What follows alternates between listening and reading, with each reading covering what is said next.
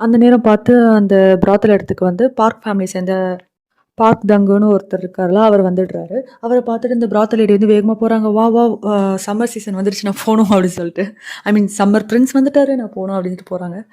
அப்புறம் அவரும் வந்து அந்த பிராத்தல் லேடி கிட்ட போயிட்டு, "நான் வந்து இங்க ஒருத்தங்கள தேடி வந்திருக்கேன்னு" சொல்லும்போது, "யாரு? இங்க யாருமே இல்லையே" அப்படி சொல்லிட்டு ஜங்குகி நம்ம ஹீரோ இருக்கிறத வந்து அவங்க மறைக்கிறாங்க. அதோ போது பாருங்க சீ ஃபுட்ஸ் எல்லாம். இதெல்லாம் யார்கிட்ட போகும்? அந்த மவுண்டன்லேருந்து தப்பிச்சு வந்தவங்ககிட்ட தான் போகும்ன்னு சொல்லிட்டு அந்த ரூம கண்டுபிடிச்சு அவரும் போயிடுறாரு. போயிட்டு, "என்னடா இங்க பண்ணிட்டு இருக்க? நல்லா தின்னுட்டு இருக்க.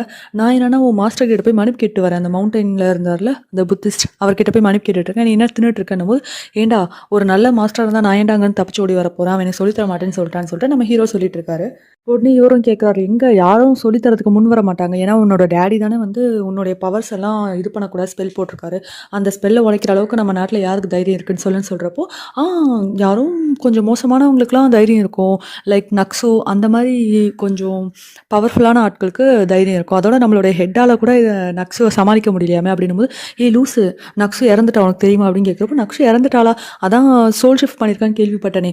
ஒரு வேளை வேற யாரோ ஒரு பாடி கூட கூட அவள் இருக்கலாம். நான் கண்டுபிடிக்கிறேன் எப்படியாவது கண்டுபிடிச்சு அவளை என்னோட மாஸ்டர் ஆக்குறேன் பாரு" அப்படின்னு சொல்லிட்டு இவர் சொல்லியிருக்காரு. "அமைதியாக பேசுகிறா" அப்படின்னு சொல்லிட்டு அவரும் சொல்கிறாரு.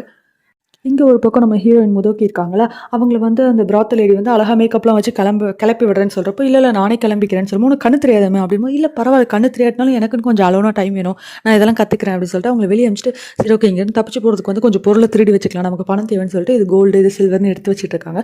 அந்த நேரம் பார்த்து திரும்பி வெளியே போனவங்க உள்ளே வந்துருவாங்க அந்த லேடி. அவங்க வந்தோடனே, "உனக்கு கண்ணு தெரியுமா?" அப்படின்னு ஷாக் ஆகிடுவாங்க. அது வந்து எனக்கு தெரியாதுன்னு சொல்லிட்டு பவுடர் அவங்க மூஞ்சில் கொட்டிட்டு வேக வேகமாக தப்பிச்சு போவாங்க.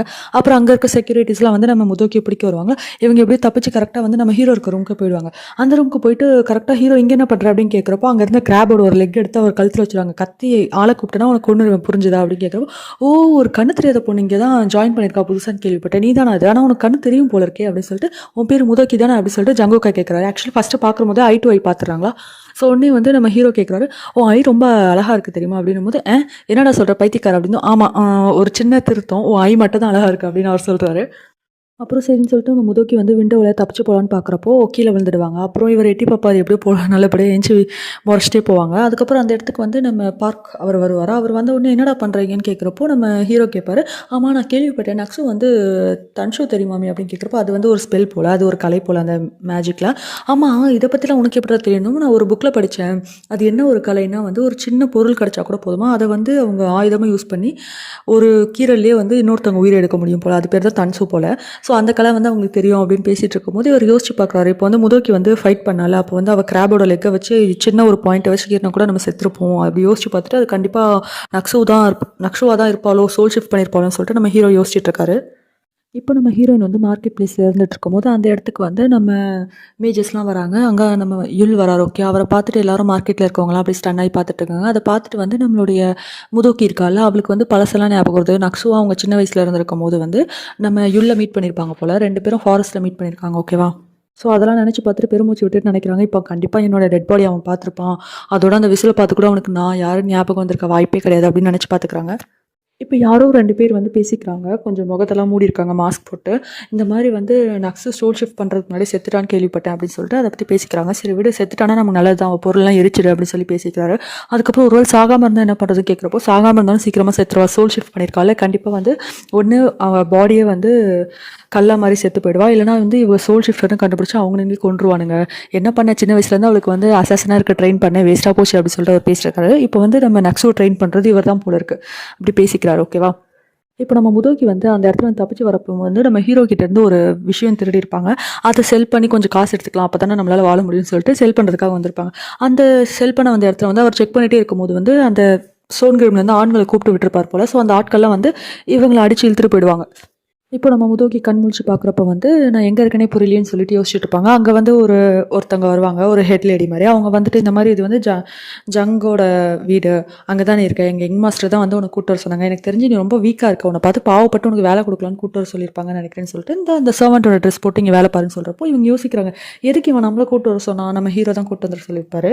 இவன் ஒருவேளை எனக்கு என் அழகை பார்த்து மயங்கிட்டானோ, போய் இந்த மூஞ்சை பார்த்து பிடிச்சிருக்குன்றான், இவனுக்கு ரொம்ப லோவான டேஸ்ட்டு தான் அப்படின்னு பாவப்பட்டுக்கிறாங்க. சரி ஓகே, வெளியே இருக்கிறத விட இந்த இடம் நமக்கு சேஃப் தான், நம்மளோட பவர்ஸ்லாம் ரீகெயின் ஆகிற வரைக்கும் இங்கேயே சேஃபாக இருந்துக்கலாம் அப்படின்னு சொல்லிட்டு இவங்களும் போகிறாங்க நம்ம ஹீரோ கிட்ட.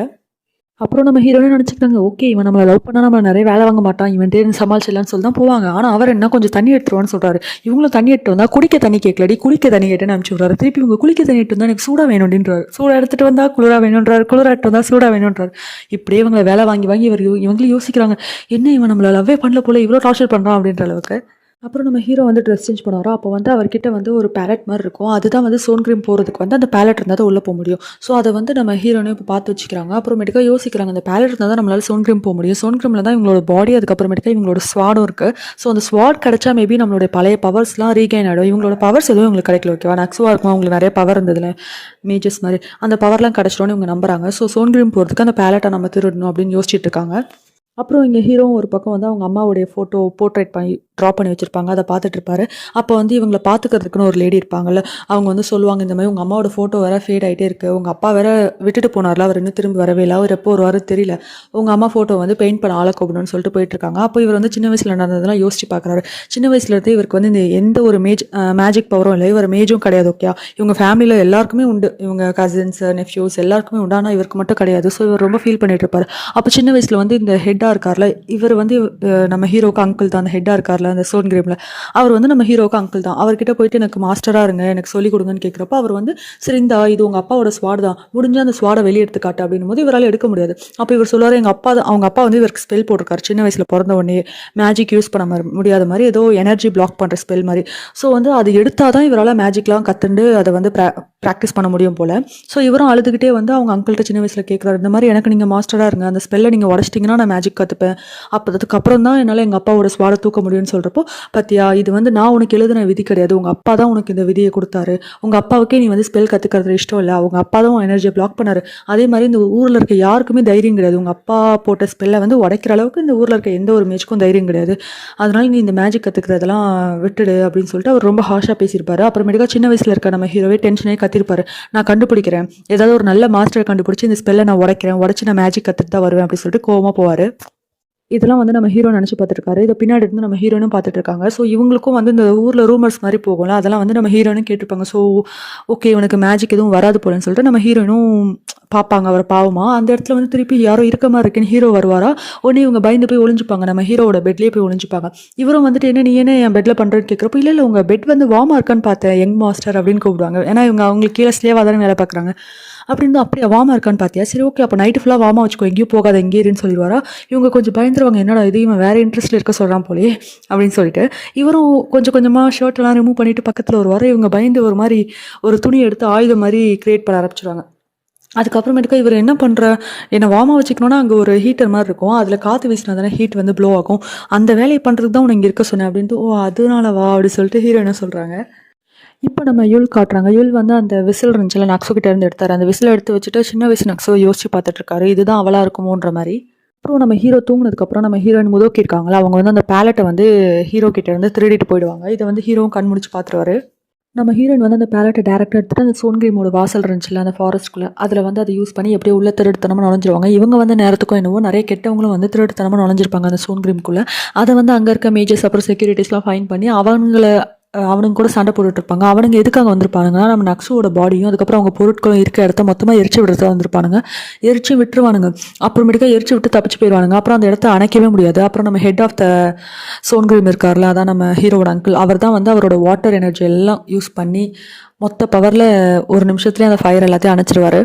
அப்புறம் நம்ம ஹீரோயினும் அங்கே தானே ஒளிஞ்சிட்டு இருப்பாங்க, ஏதோ யோசிச்சுட்டு வேகமாக போவாங்களா, அந்த இடத்த அதை வந்து யூல் பார்த்துருவார். பார்த்துட்டு நம்ம ஹீரோயினை துரத்திட்டே வருவாங்க. ஹீரோயினும் வேகமாக ஓடுவாங்க. ஓடி போயிட்டே இருக்கும்போது யாரோ ஹீரோயின் கையை பிடிச்சிருப்பாங்க. யாருன்னு பார்த்தா நம்ம ஹீரோ தான். நீ என்னடா இங்கே பண்ணுறேன்னு சொல்லிட்டு நம்ம ஹீரோயின் கேட்குறப்போ, எல்லாம் உன் கண்ணுனால தான் இங்கே வந்திருக்கேன் அப்படின்னுவாரு. அவங்களுக்கு ஒன்றும் புரியாது. அப்போ நம்ம ஹீரோ சொல்கிறாரு, உன்னை பார்த்தப்பே எனக்கு தெரியும் நீ தான் என்னோட மாஸ்டராக இருப்பேன்னு சொல்லிட்டு அப்படின்னு யோசிக்க சொல்கிறாரு. எதனால இது அப்படி சொல்கிறாருன்னா, அங்கே வந்து மூணோட வெளிச்சம் படமா, அப்போ அவங்க கண்ணு வந்து ப்ளூ கலரில் ஷைன் ஆகும். இவங்க சோல் ஷிஃப்ட் பண்ணியிருக்காங்கல்ல, அவங்க பாடியில் ப்ளூ மார்க் விழல, பட் அவங்க ஐஸில் வந்து தெரியுது. ரொம்ப க்ளோஸில் பார்த்தா அதை வந்து ஃபைன் பண்ண முடியுது, ஓகேவா? அந்த கண்ணை பார்த்துட்டு தான் அவர் வந்து முதல் தடவையே நோட் பண்ணியிருப்பார் போல், ஓகே இது நக்ஸோட சோல் ஷிஃப்டர் தான் சொல்லிட்டு யோசிச்சு தான் இவங்களை வேலைக்கு எடுத்திருக்காரு. அதுக்கப்புறம் இதுதான் சொல்லுவார், உன்னை முதல் தடவை பார்த்தப்பே எனக்கு தெரியும் நீ தான் என்னோட மாஸ்டர்னு சொல்லிட்டு. இதோட எனக்கு எபிசோட் முடிஞ்சிருச்சு. உங்களுக்குலாம் பிடிச்சிருந்தா லைக் பண்ணிக்கோங்க, ஷேர் பண்ணிக்கோங்க, சப்ஸ்கிரைப் பண்ணிக்கோங்க.